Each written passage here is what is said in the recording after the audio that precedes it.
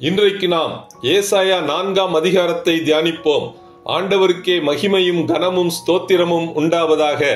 ஏசாயா 3ஆம் அதிகாரத்தின் தொடர்ச்சியாக இந்த 4ஆம் அதிகாரத்தின் முதல் வசனத்தை வாசிக்கவும்.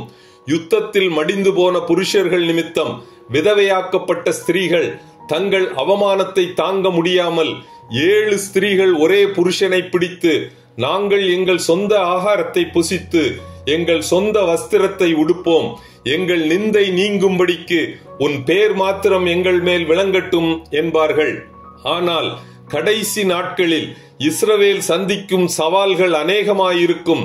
அநேகர் மடிந்து போவார்கள். அப்பொழுது சீயோனில் மீதியான இஸ்ரவேலர் ஆண்டவரை நோக்கி ஈஷி என்று அழைப்பார்கள். ஈஷி என்றால் கணவனே என்று அர்த்தமாம். அவர்களுக்கு கிருபையாக இறங்கி மன்னிப்பார். மீதியான எல்லா இஸ்ரவேலரும் ரட்சிக்கப்படுவார்கள். அந்நாளிலே கர்த்தரின் கிளை அலங்காரமும் மகிமையுமாயிருக்கும். பூமியின் கனி அவர்களுக்கு சிறப்பும் அலங்காரமுமாயிருக்கும். அப்பொழுது ஆண்டவர் சீயோன் குமாரத்திகளின் அழுக்கை கழுவி நியாயத்தின் ஆவியினாலும் சுட்டரிப்பின் ஆவியினாலும் எருசலேமின் இரத்த பழிகளை அதன் நடுவிலிருந்து நீக்கிவிடுவார். சீயோனில் மீதியாயிருந்து எருசலேமில் தரித்திருந்து ஜீவனுக்கென்று பேரெழுதப்பட்டவன் எவனும் பரிசுத்தன் என்று அழைக்கப்படுவான்.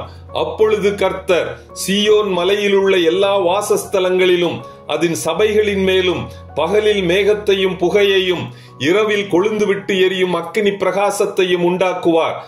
மகிமையானவைகளின் மேலெல்லாம் காவல் உண்டாயிருக்கும்.